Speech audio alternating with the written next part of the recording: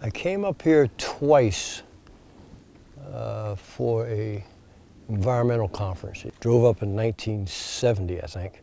I was at UMass in Amherst, and shortly after I got here, I ran into two people I knew from Philadelphia. And of course, you always ask the same question: what are you doing here? What are you doing here? And they were there for the same conference. Well, the next year we drove up together. We drove up from Philly, and it was dark when we got up into Massachusetts, and her husband was saying, where are we going to stay? She said, I don't know, but I have a friend that lives in this area. I'll call her. No cell phone, so we had to stop somewhere. She made a phone call. We wound up going to a place in Leverett. They set up a tent and slept outside the car, and I slept in the car next to a house. And the next morning I met Ethel Du Bois, who was the founder of the Long Plain Nature Center.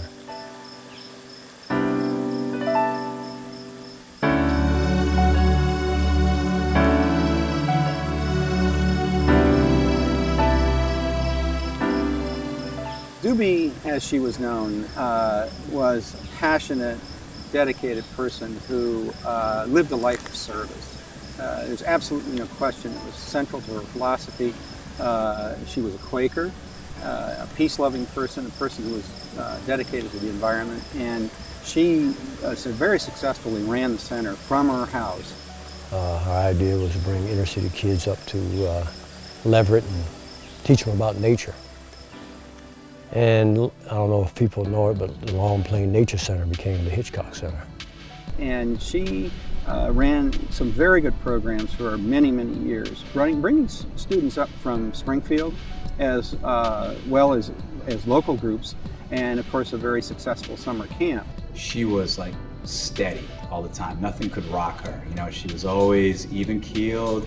Even sometimes when we got a little rambunctious, you know, she knew how to pull the reins in on us. Like one of her favorite tricks was, there might not be any time in the barn if we're not listening, you know.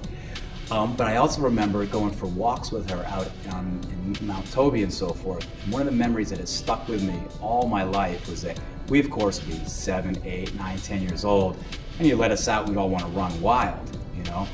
But she'd always have a way of pulling us back and like getting us to look at the things that you'd run past because you were too busy being a rowdy kid in the woods, you know.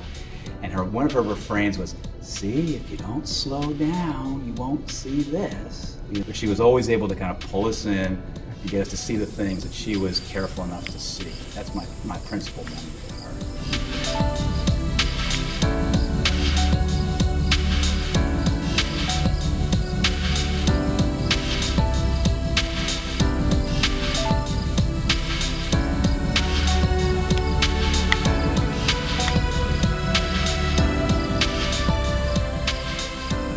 It became known that Doobie was about ready to retire to sell a farm, and there was a real concern about whether or not the center could continue. I decided I'd apply for the directorship, and I was named the first executive director of the Hitchcock Center, or what was at that time the Long Plain Nature Center. Well, Gordon Schimmel was really the perfect individual to be director of the Hitchcock Center. He had an outgoing personality, he knew his subject, very friendly, very funny. He used to invite the interns to his house for dinner on a fairly regular basis. The facility basically was in the trunk of my car. We packed it every morning and went to a school. I was very, very fortunate in being able to work with some outstanding students from Hampshire College and the University of Massachusetts. And about that time, we, along with the Conservation Commission, applied for a bicentennial grant, which helped us to refurbish what was then an abandoned barn on the Larch Hill property. The question came, now that this land here at Larch Hill had been made conservation land for the town, thanks to Janet and Toby Dakin, what to do with it.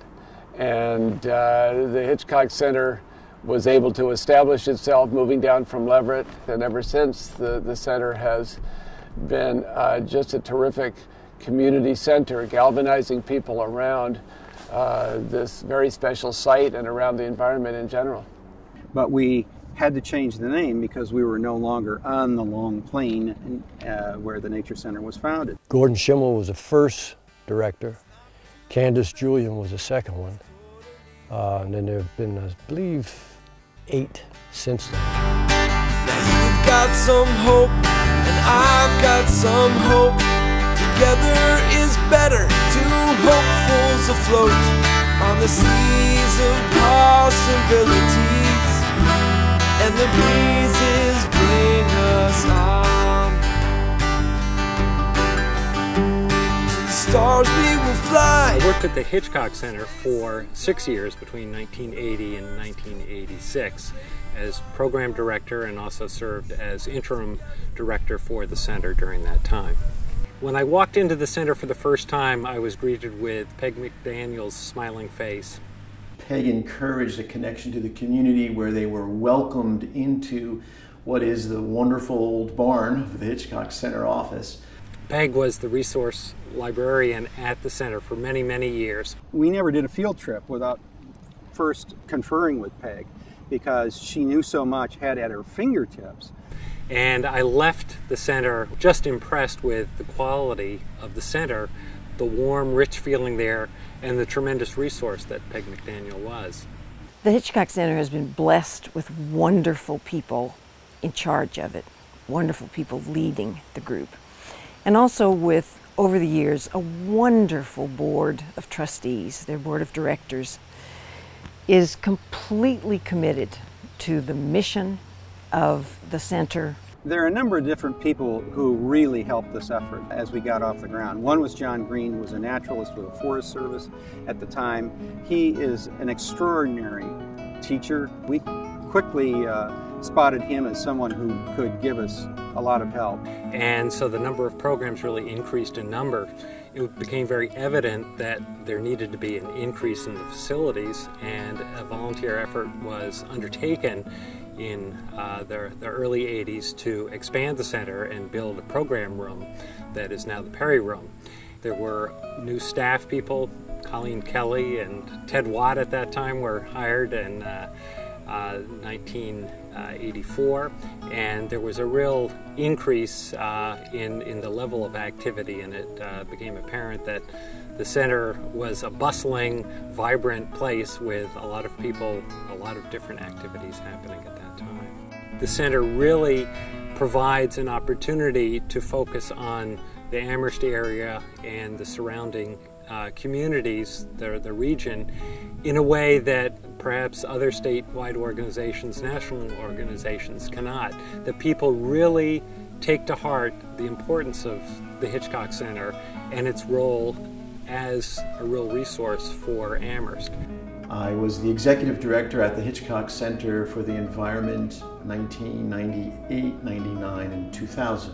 Both at that time, currently, and I think throughout their history, their strength has been the talent of their staff, their commitment of their staff. And after just a couple of weeks, I realized I knew very clearly what my job was. My job as the executive director at Hitchcock Center was to stay out of the staff's way and get them the resources they needed, both financially and materials that they needed to do what they did so well. I wonder if there's an animal in that hole. So I did something that I'm going to teach you in just a minute. I did it on the bark of the tree, and a little animal came and stuck its head out the hole and looked at me. I think we're going to need to help each other. All right. Anybody else? And this box turtle, what it's done is the worms came out after the rain, and he went around and bit the heads off all of them. Speedy does not live in a pond, unlike the beaver. He is not a water turtle. Most turtles around here live in water. You might have seen, raise your hand if you've seen a snapping turtle. Now remember, you want to hold both ends carefully so that the head and the tail are supported, because it doesn't like to hang. It wants its body to be supported. Look what it has. It has a saddle. Yeah.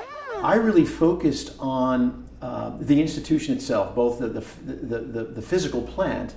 It was an old barn. It needed a roof. We got a roof put on it.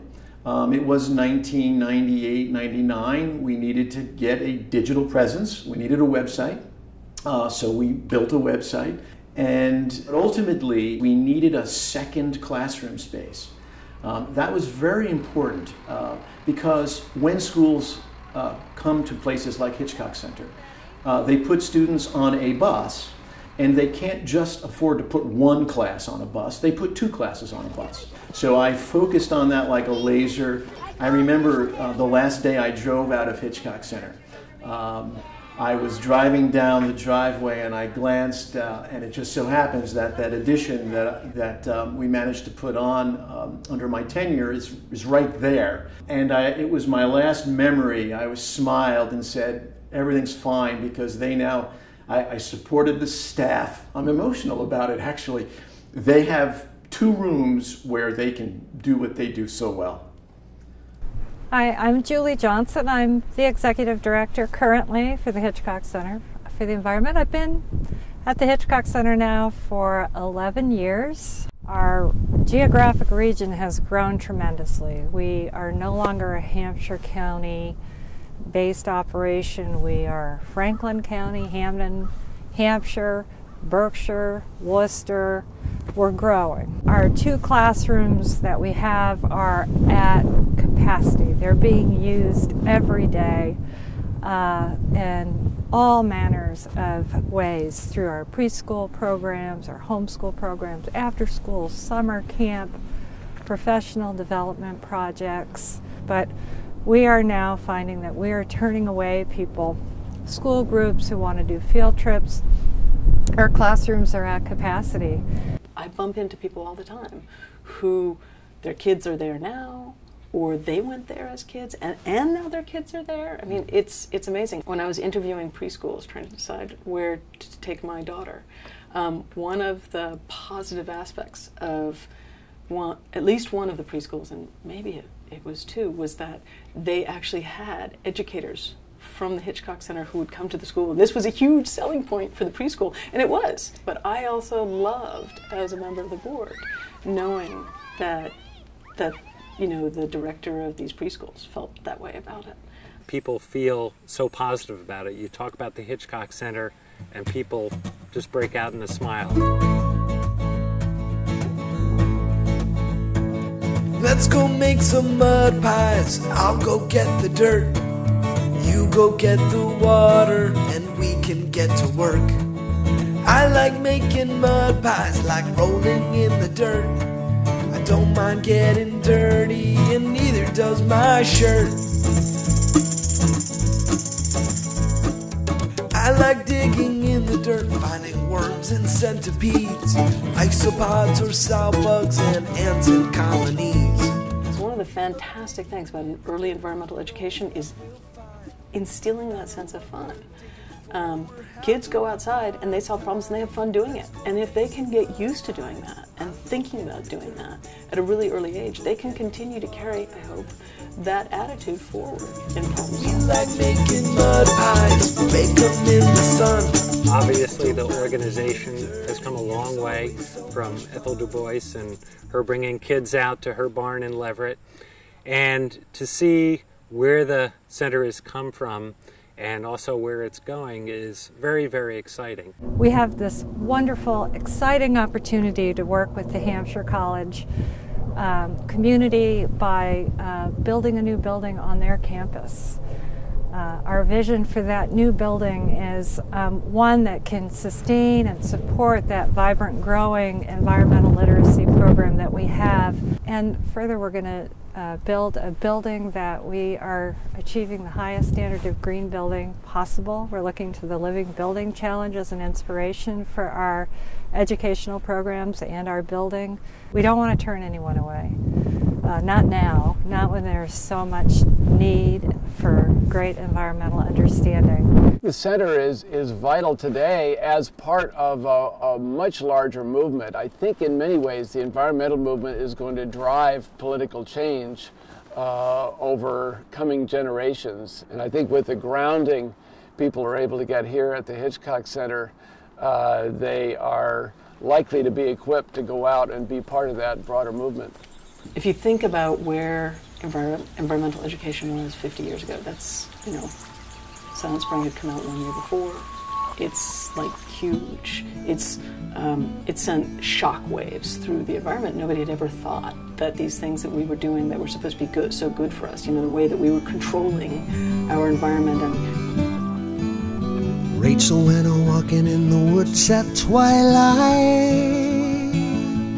talking to the animals, listening to the trees.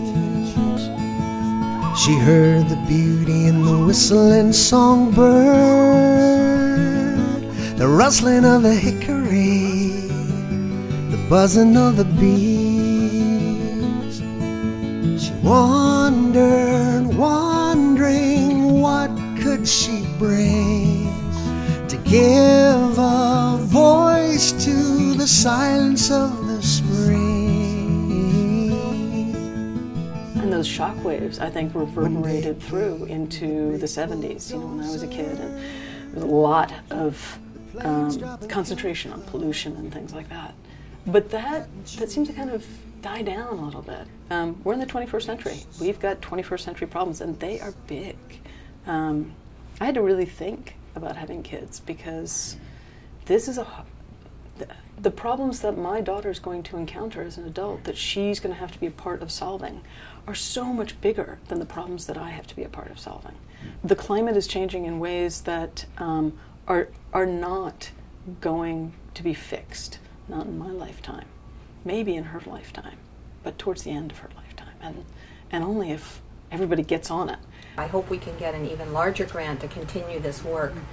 Patty's doing it with me, because I think it's really important work.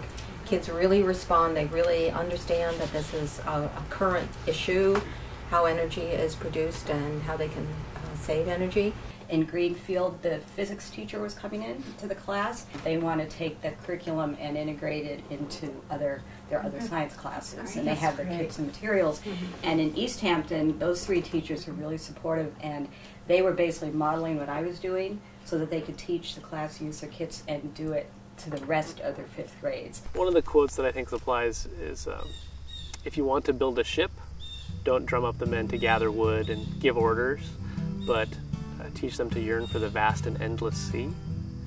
And I think for me that speaks directly to the mission of the Hitchcock Center, which is it's not designed to teach people what to think, but how to look to nature, how to appreciate it, and how to be in this world that is ours, but not just ours, not ours alone. Planet Earth is our only home, but it's not one that we own. We are part of a long family line, Mother Earth. At some point, you would hope people would realize that we need to pay more attention to what goes on around us. And right now we're listening to a peewee and a red-breasted nuthatch and a cicada, and I'm loving the heck out of that. That's pretty cool. I think that's pretty cool. I think that some of the big problems, the things that are going to weigh on us in 20 years, are going to be fights over oil and fights over water, and distress around weather and distress around climate. If you don't care about the environment, then nothing else will matter. Higher education, or K through 12, will not matter. There are 7 billion plus of us. We all aspire to have an opulent lifestyle. There's a worldwide media that sells that idea to all of us. And because there's so many of us that want this, and the space is limited, it's inevitable that we're going to start running out of things. In fact, we already have. And I think that love of nature is going to lead to more understanding of nature, and it's going to help us with those problems. It's something that some people think is easy to put off for another day because it's not as pressing. And it's not an aesthetic discussion. It's about where your clean water is going to come from. It's about where your energy is going to come from. It's going to be about where you're going to get your food and toilet paper, you know, and what's going to happen with every shred of waste you make in your life. And there's no way around that. It's going to have to do with how many children you have and how you bring them up. And it's going to have to do with thinking finally about, well, what do I want for my grandchildren's grandchildren, and not just what I want for me now. If somehow people put more importance on the name on the back of their jeans than the warbler singing in the tree outside their door. That's got to change.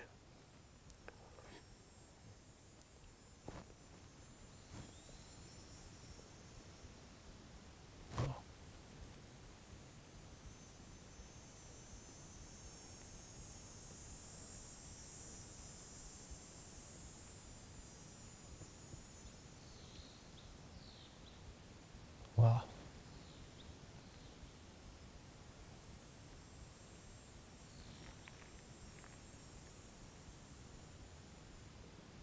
I don't even know what that is. It's something I've never heard before. And that's the beauty of this. You never know what you're going to see or hear.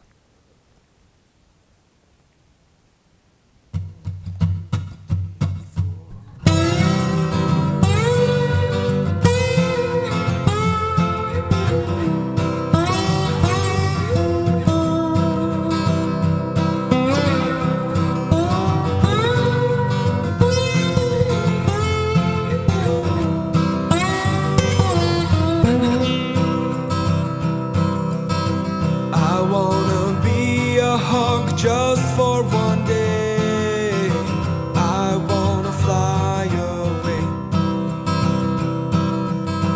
I wanna be a hawk and soar all the time.